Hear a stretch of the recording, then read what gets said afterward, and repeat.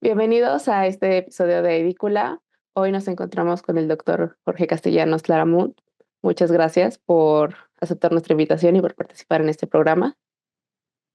Muchas gracias a ustedes. Primero, antes de empezar, permítame platicarles un poco sobre quién es el doctor Castellanos Claramunt.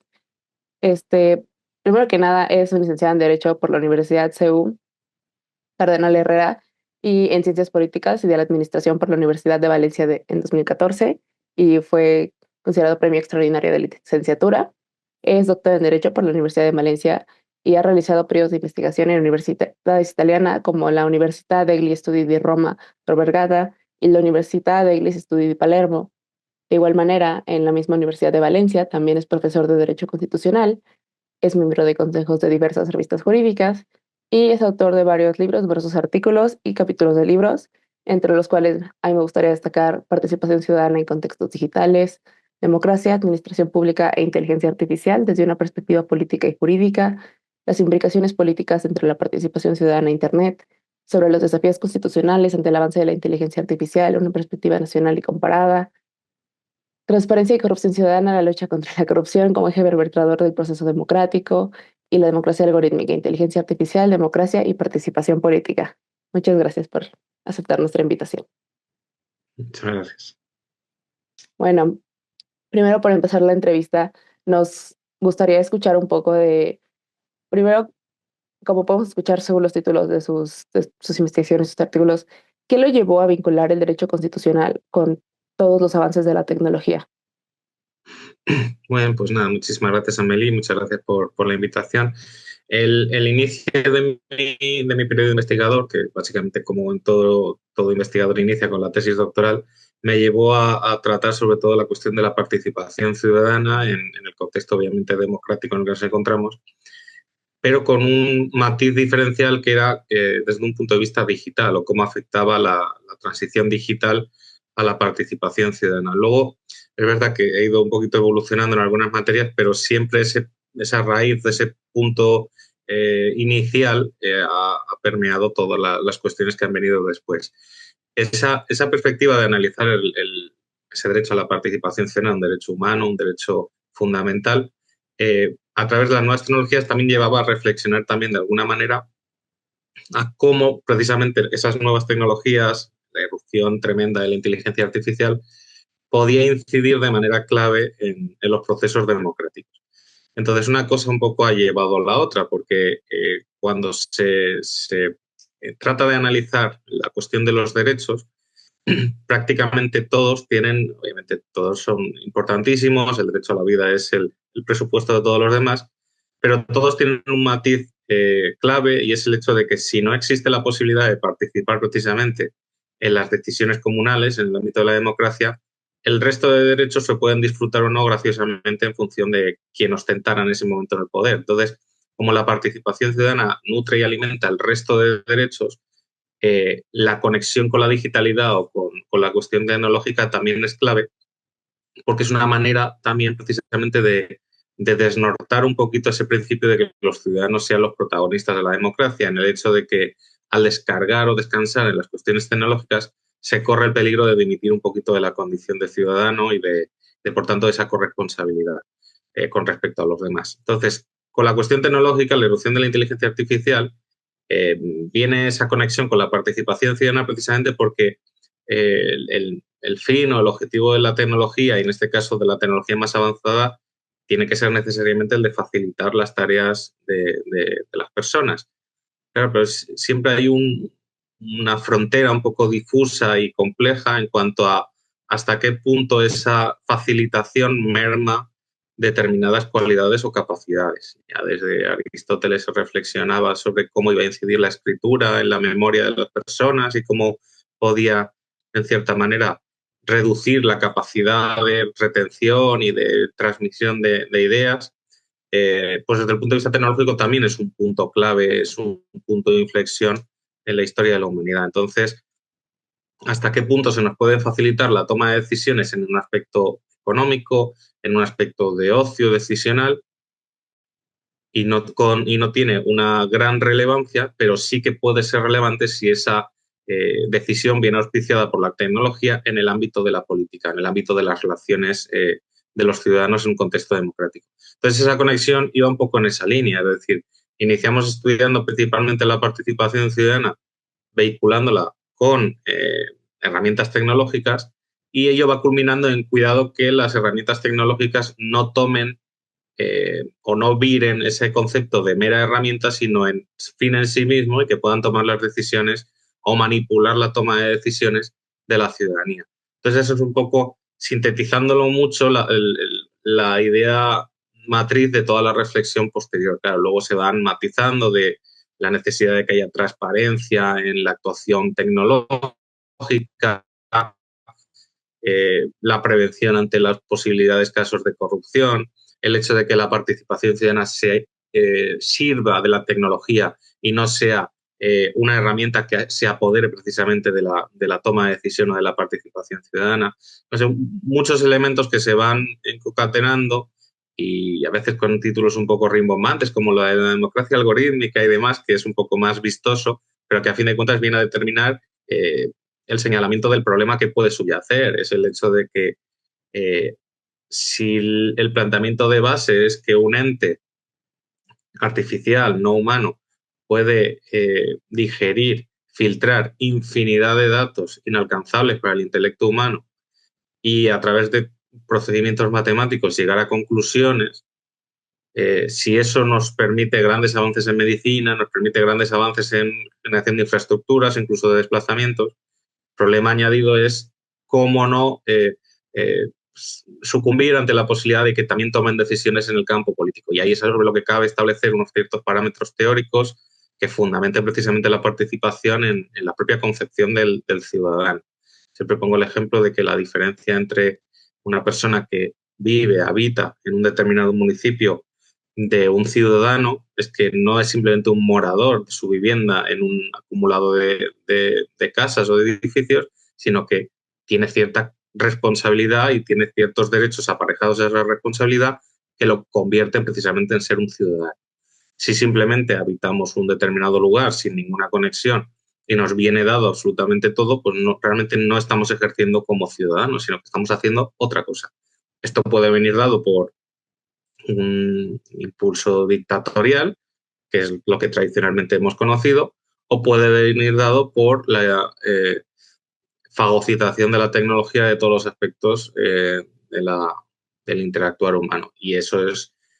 sin ser tampoco catastrofista, porque a fin de cuentas es simplemente alertar de un problema y ver pues, las diferentes regulaciones que se van superponiendo, ahora muy reciente la europea con el reglamento de inteligencia artificial, pero bueno, alertar sobre el problema, reflexionar, hacer pensar, por supuesto, a los alumnos en los debates que se generan en clase y hacer también partícipes a compañeros y al resto de la academia en cuanto a las reflexiones que puedan llevarse a cabo en ese sentido. Perfecto. Hablando justamente de este tema sobre qué tanto alumnos como academia realmente estamos conscientes de las implicaciones que puede tener el desarrollo tan avanzado de nuestra tecnología, específicamente la inteligencia artificial, en, pues básicamente en todo lo que es un proceso democrático y pues en nuestra vida y nuestros valores fundamentales y todo eso. ¿Considera usted que los sistemas democráticos o al menos legales, juristas de España o de otros países hispanohablantes estén preparados realmente para enfrentar los retos legales que implica esta tecnología y regularla, o si debería siquiera de regularse? Es complicado porque la propia naturaleza del derecho tiene un germen claramente reactivo, es decir, se sucede alguna situación en la sociedad y luego el derecho reacciona para regularla. ¿Qué pasa? Que el propio carácter vertiginoso de este tipo de tecnologías lo que indican es que cuando uno va a regular algo, prácticamente ya ha quedado obsoleto respecto de la más candente novedad o actualidad de ese proceso. Con lo cual, la regulación de inteligencia artificial, por ejemplo, de la Unión Europea está muy bien, trata de ser la bandera un poquito de poner al ciudadano en el centro, que el ser humano siempre tenga una perspectiva clara desde el punto de vista de la tecnología, pero también desde el punto de vista del desarrollo,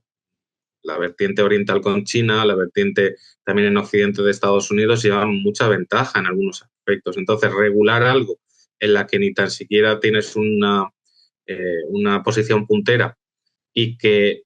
la propia naturaleza de la regulación mmm, queda un poco trastocada por la evolución vertiginosa, pues es complicado. Aún así, siempre hay intentos de regularlo precisamente desde el punto de vista de que no se descontrole de manera absoluta y que no se deje en la mano precisamente de generar espacios de aprendizaje automático, de evolucionar sobre la propia decisión de la inteligencia artificial, porque ella se pierde por completo el control y se trata un poquito de establecer límites, de hacer una graduación también en cuanto a situaciones prohibidas o permitidas, y ahí está actuando en ese caso la regulación europea. Los estados hispanohablantes, incluido por supuesto España, la regulación que tiene o que va a tener necesariamente va a ser compleja en cuanto a poder controlar algo tan técnico y tan específico, y lamentablemente seguramente llegue tarde a muchas situaciones, pero siempre es mejor eso que ninguna otra cuestión. Es decir, por lo menos que se establezca normativamente principios básicos como el respeto a, bueno, cuando se habla de que no se puedan hacer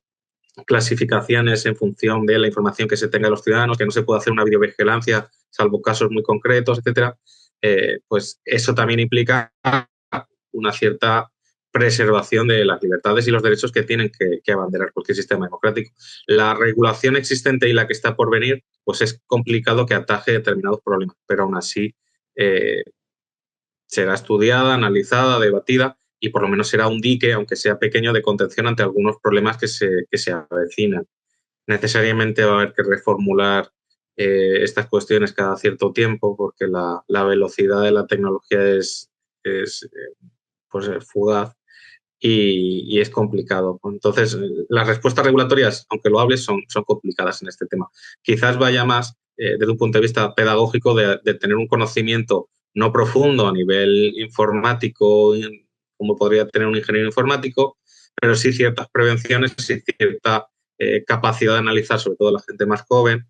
pues que cuando estamos hablando de una tecnología que se nutre de datos personales, cuanta más facilidad demos para que aprenda de nosotros y demos todos los datos y actuemos de manera muy transparente para quien ha de analizar esos datos, pues le estamos proporcionando la gasolina, el combustible que necesita para funcionar. De manera que hay que ser un poquito más precavido, quizás en el manejo de redes sociales no exteriorizar de una manera tan abierta cuestiones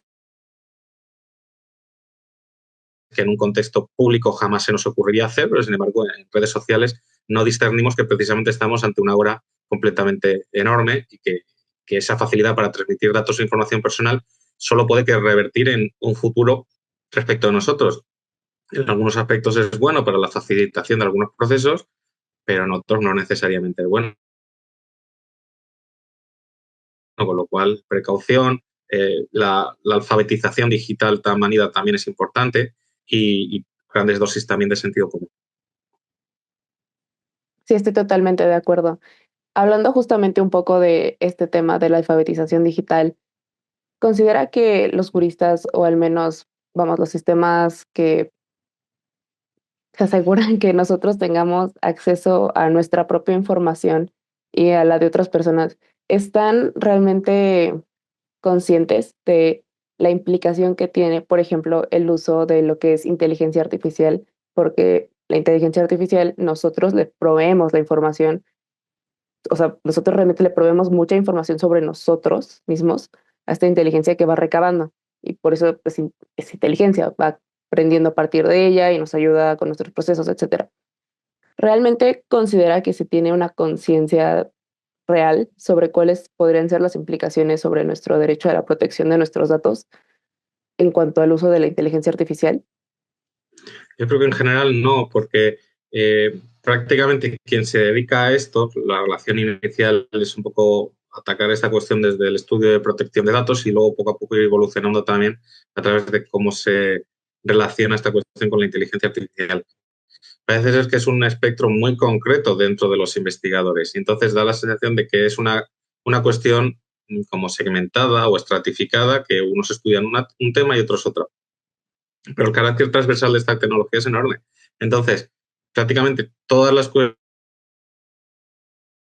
cuestiones que irradia también el derecho van a tener un matiz diferenciador con la innovación tecnológica. Desde el punto de vista de la aplicación incluso judicial de sentencias o de estudios de caso para, por ejemplo, el tiempo que va a estar una persona en prisión o la posibilidad de que se le otorgue una libertad condicional, va a venir predeterminada también por algunas cuestiones o apuntes que realicen los algoritmos. Entonces, programados para ese caso. El hecho de considerar que es un compartimento estanco es complicado, pero suele darse. Hay quien considera que tienen un alcance limitado y a lo mejor no son conscientes de que no tienen precisamente un alcance limitado. El alcance está por ver y por estudiar. Entonces, mucha parte de la academia, por sus temas de investigación, por su tradicional modo de ver el estudio jurídico, desecha un poco o considera que es unos tecnicismos que en cierta manera llevan razón en cuanto que va a ser difícil que un jurista tenga los conocimientos tan puramente técnicos como para ponerse en pie de igualdad con un ingeniero informático, pero no es ese el caso. Lo que pretendemos es precisamente esa comunión de conocimiento para que se protejan derechos fundamentales, que no se atropelle ningún tipo de cuestión relativa a la libertad y a lo que tradicionalmente hemos conocido desde el punto de vista del derecho en cuanto a ordenar las relaciones sociales, y no por ello considerar que es un compartimento estanco en la medida en que se estudia en sí mismo y se retroalimenta o que es una cuestión autorreferencial. Desde luego que no. Y precisamente gran parte de los investigadores que no han abordado nunca estos temas porque no les gusta o porque consideran que sus conocimientos técnicos son muy bajos, infravaloran el potencial que tiene, porque prácticamente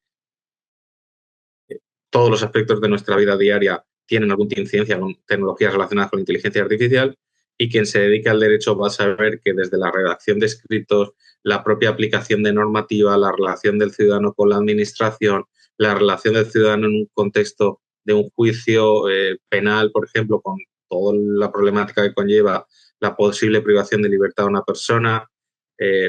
toda la relación jurídica que tradicionalmente hemos estudiado va a estar barnizada por cuestiones relativas a inteligencia artificial. Me atrevo a decir que ya lo está. Entonces, no estamos preparados en la medida en que falta normativa y también no estamos preparados en la medida en que falta cierta concienciación. También la filmografía ha contribuido a generar una situación un poco pues apocalíptica, de las máquinas se van a rebelar contra los seres humanos, etcétera, que banaliza un poco la cuestión, porque no es tanto eso, sino el hecho de que uno pueda ser modulado o manipulado de manera no burda, sino precisamente civilina, y acabe un poco conducido a una situación en la que acaba tomando decisiones, incluso viéndole política o en una relación jurídica el propio juzgador o quien tenga que llevar a cabo algún tipo de decisión, que no es una decisión que nace necesariamente de una condición humana personal, sino que puede venir ampliamente nutrida por un elemento que no tiene nada que ver con la humanidad. Y eso tiene clara incidencia en todos los aspectos sociales y, por supuesto, incluido el derecho. Por supuesto. Hablando justamente quiero recuperar algo que acaba de decir, que es justamente que incluso procesos legales, gubernamentales, todo, están realmente ya muy imbuidos por cosas que no son humanas, vamos, o sea, no sé cómo decirlo, pero que son tecnológicas, ¿no? Que realmente ya no nos podemos quizás dimensionar realmente qué tan implicados están algoritmos o el uso de ciertas tecnologías en llevar a cabo procesos que son humanos. ¿Cómo considera usted, o sea, así como un ejemplo, que el derecho constitucional podría garantizar la transparencia en el uso de algoritmos en justamente este tipo de procesos? ¿Por qué se usan? ¿O cómo podríamos quizás desde el derecho constitucional claramente, vamos, dar cierta tranquilidad y también de esta manera incrementar la confianza que se tiene en el sistema democrático sobre la transparencia del uso de estas tecnologías en aspectos gubernamentales? Sí, ahí hay un aspecto, un caso paradigmático, que es el caso Loomis en Estados Unidos, con la aplicación del programa Compass, que determinaba, voy a reparar en explicar el caso, pero la cuestión es que el algoritmo sobre el que se basaba la decisión judicial implicaba la permanencia durante más tiempo del acusado en prisión. Y el caso que realmente se judicializó y que llegó a la Corte Federal estadounidense, lo que determinaba era: queremos saber la naturaleza, la transparencia de este algoritmo, precisamente para saber por qué mi cliente está todavía en prisión con base en una decisión de un algoritmo cuyo razonamiento desconocemos. Entonces es clave que haya no, mucha transparencia en ese sentido, porque va a predeterminar decisiones de índole judicial. De hecho, la Corte Federal no dio la razón en este caso por el criterio que determinó, pero lo importante de ello es matizar el hecho de que no se trata de una información añadida, como pudiera ser cualquiera de carácter pericial, en la que un experto en una materia auxilia al juez para poder llegar a un recto juicio en una determinada decisión. Estamos hablando de una cuestión tecnológica de cuya decisión última va a depender los datos de entrada que haya tenido. Entonces, si no es transparente precisamente esa decisión pública, conlleva graves problemas. En Italia, por ejemplo, hay un caso también, ya no desde un punto de vista judicial, sino desde un caso desde un punto de vista administrativo, que es el hecho de que un algoritmo determinaba el reparto de los destinos dentro del profesorado para una oposición a nivel nacional.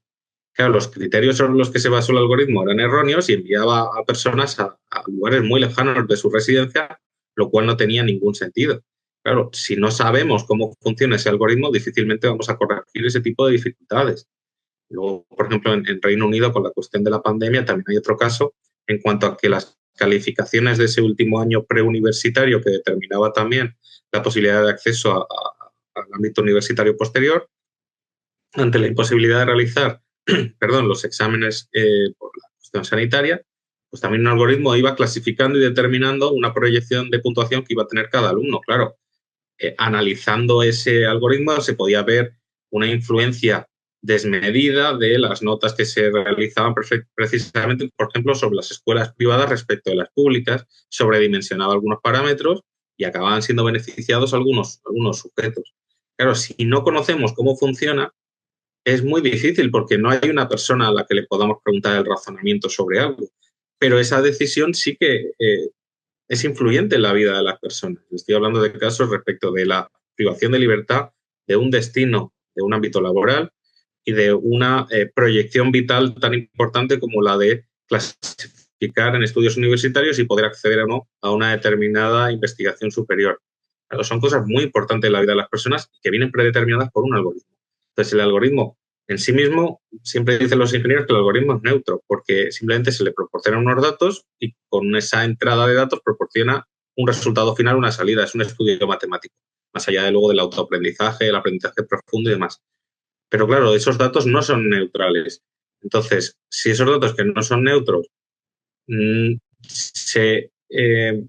procesan de una manera que tampoco es adecuada, el resultado necesariamente va a ser perverso. Porque sí, los datos serán fidedignos, el algoritmo en sí mismo simplemente ejecutará un proceso, pero el resultado va a ser negativo. Y no va a haber manera tampoco de saber por qué se ha llegado a ese resultado si no hay cierta transparencia.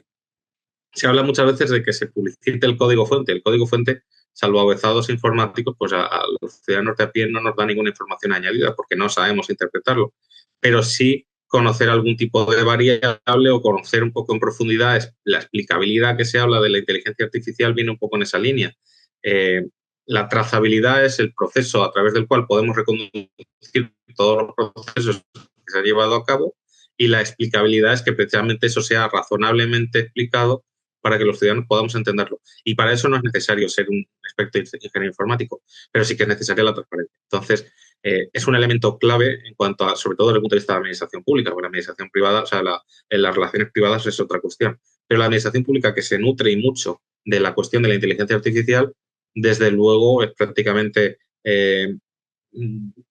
incontestable que tiene que transitar a través de procesos transparentes.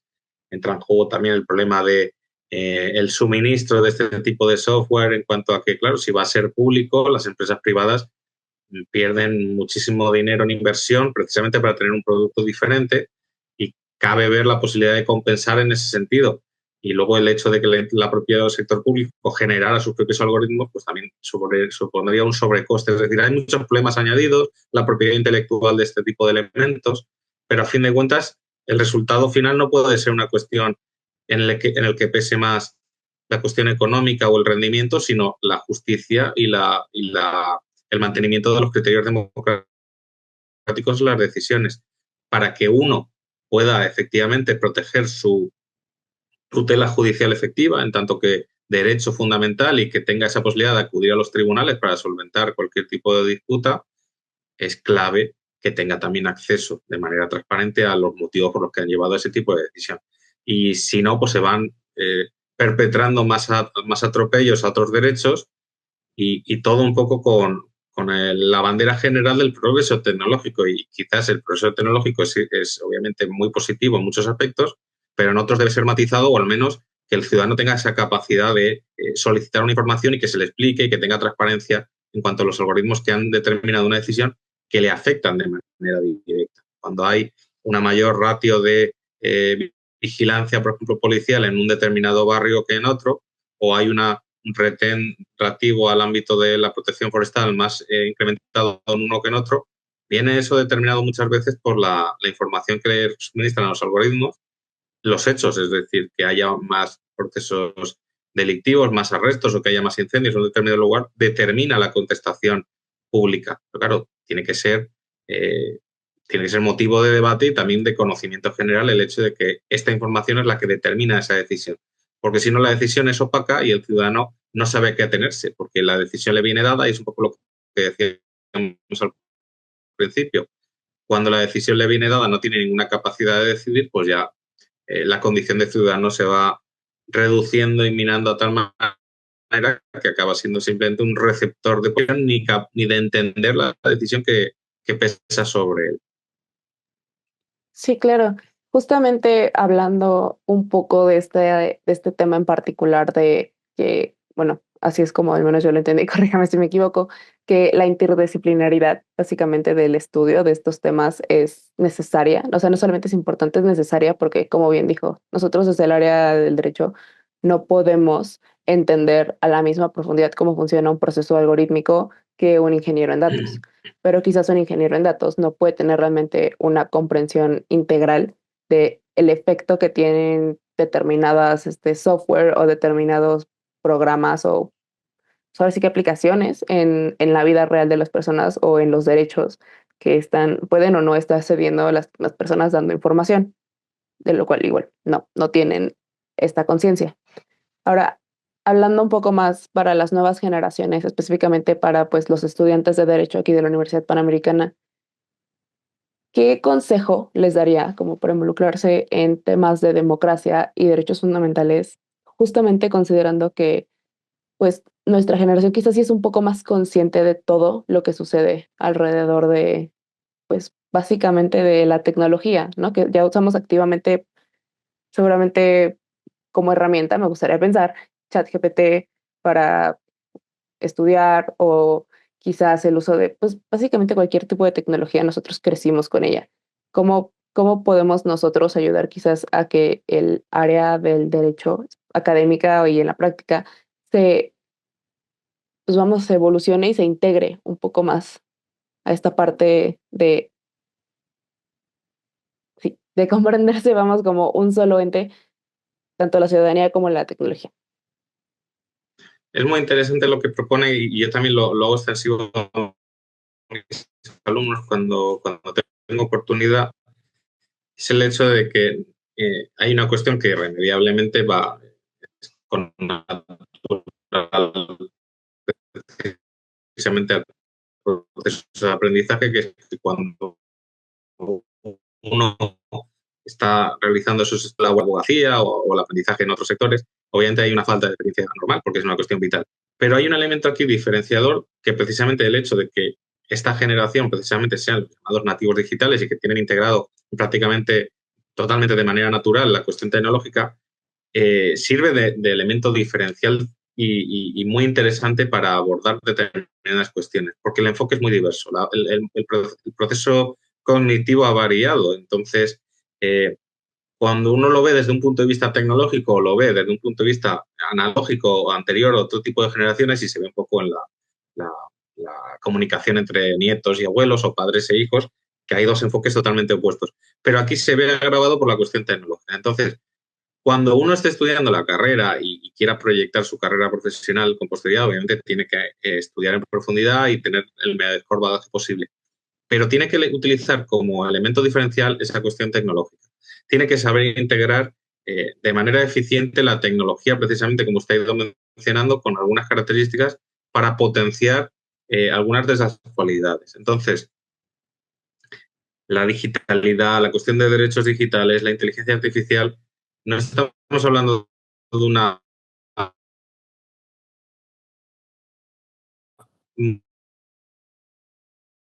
pasajera, va a ser una cuestión que se está asentando y se va a asentar en los próximos años. Y quien no llegue a ese, eh, eh, a ese tránsito o a esa adaptación, hay un elemento que les va a... Quieren abordar una cuestión que a lo mejor viene desde el derecho romano siendo estudiada, pues obviamente hay un punto de partida tan anterior que pues hasta que no pase cierto tiempo es difícil tener un bagaje. Pero estamos hablando de un tipo de análisis jurídico que no aguanta tanto en la cuestión del tiempo. No es una cuestión sobre la que haya doctrina más allá de los últimos 4 o 5 años que tenga verdadera relevancia. Entonces, ponerse al día de estas cuestiones ya durante los estudios universitarios y estar al pie de la tecnología y al pie de la actualidad, claro, va a suponer una diferencia tremenda con respecto a quien no esté integrado en este tipo de cuestiones. De manera que a los jóvenes, que siempre se les acusa un poquito de inexperiencia, como no podría ser de otra manera, tienen aquí un elemento diferencial. A veces eso ocurre, por ejemplo, le pongo de ejemplo en España la ley de enjuiciamiento civil se modificó en el año 2000. El anterior venía desde varias décadas atrás. Con lo cual, aquellos que estaban desarrollando la abogacía desde los años 70, 80, estaban acostumbrados a un tipo de proceso con un tipo de fases. Claro, aquellos recién licenciados que aterrizaron en el ámbito jurídico, en el ámbito de la abogacía a partir del año 2000, tenían como base el estudio de la normativa que efectivamente iba a regir. Y podían superponer, en ese caso, sobreponerse, perdón, ante la dificultad de tener una dialéctica jurídica con alguien con más experiencia, precisamente en el conocimiento privilegiado de los formalismos de la nueva normativa. Con esta analogía lo que le vengo a decir es que hay que aprovecharse de determinadas circunstancias, en este caso la naturaleza tecnológica de la generación que está estudiando ahora, para adaptarla y precisamente emplearla en su beneficio. Y también, yendo más a la raíz de la pregunta que me hacía, desde el punto de vista de esa protección del derecho o de esa conciencia de cómo la tecnología aborda la cuestión vital enteramente, tienen conciencia, pero relativamente, porque al convivir dentro de ella es difícil ver más los matices. Pero bueno, ahí sí que conviene una cierta preparación y lo que decía antes, una dosis fuerte de sentido común en el hecho de si estamos ante un procedimiento que se nutre de los datos, pues obviamente voy a elegir yo qué datos le voy a dar. Si estamos en un procedimiento en el que pueden venir predeterminadas determinadas decisiones o nos pueden sugerir determinada información, voy a tratar de contrastar y voy a poner en duda, que es un poco la función un poco del universitario, con el pensamiento crítico por bandera y poner en cuestión todo conocimiento en el hecho de que siempre hay que seguir estudiando, informándose, y más en una materia como la nuestra, que es el derecho, tratar de leer opiniones diversas, llegar a conclusiones, ese elemento que va a hacer madurar muchísimo más rápido a aquel que se le proponga realizarlo en esta manera, con la cuestión tecnológica es clave. Ya digo, huir de escenarios apocalípticos, pero también huir de esos escenarios tecnofílicos en cuanto a que la tecnología va a resolver todos nuestros males y la tecnología va a ser el maná de la riqueza, de la salud y de todo. Porque va a seguir habiendo problemas, el propio ser humano, por el hecho de convivir en sociedad, va a tener que resolver cuestiones que solo se van a poder integrar en un conocimiento más allá de lo técnico en cuanto a las relaciones humanas, y va a haber que calibrar muchísimas cuestiones que la tecnología de momento no puede hacer. Entonces, ese punto intermedio, ese equilibrio, es clave para afrontar todos los aspectos de la vida, pero también el tecnológico. Entonces, con la ventaja comparativa que tienen los alumnos de ahora, de que conocen perfectamente las herramientas, saben los programas que hay relativos a la inteligencia generativa, de texto, de vídeo, de imágenes, pues pueden poner en duda con mayor facilidad un deepfake en cuanto a que se ha modificado el audio de un vídeo, que, bueno, creo que va a ser más fácil para ellos discernir lo que puede estar modificado de lo que no. Porque tradicionalmente las generaciones anteriores, si ven un vídeo con una persona hablando, no van a poner en cuestión en ningún caso que esa persona está diciendo eso. Pero los jóvenes saben que eso se puede modificar, lo han visto en cuestiones de ocio, para TikTok y cuestiones así, que generaciones anteriores ni sabrán precisamente lo que es. Y eso también es una ventaja comparativa. Saber que hay que poner ciertas prevenciones en la erupción de la inteligencia artificial porque son conscientes en su día a día de que puede modular cosas. Y si puede modular cosas, aplicados desde el punto de vista jurídico, habrá que prevenir respecto de no todo lo que estamos viendo necesariamente corresponde a la realidad, no todo lo que viene de la tecnología necesariamente va a ser malo, pero tampoco asumir críticamente los dictados de la tecnología. Y ese es yo creo que ese es el punto neurálgico de la cuestión. Asumir los avances tecnológicos como que vienen, que son de provecho para la sociedad, pero que forman parte de un mecanismo, de una herramienta para facilitar algunas cuestiones, que no se consideren un fin, porque si se consideran un fin, la consideración de que van a ser asumidos acríticamente perjudica notablemente todas las capacidades. Ya no estamos aquí hablando de lo que decíamos antes con los filósofos griegos, de cómo iba a pervertir la escritura al conocimiento, que con el paso del tiempo se ha visto que no, que precisamente lo que ha hecho ha sido multiplicarlo.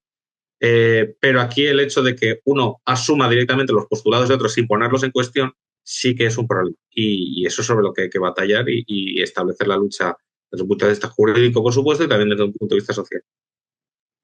Sí, claro, estoy totalmente de acuerdo. Y la verdad creo que este tema nos daría para hablar horas y horas y horas y días de debates enteros, porque realmente es algo muy importante y que deberíamos de sí tomar en cuenta.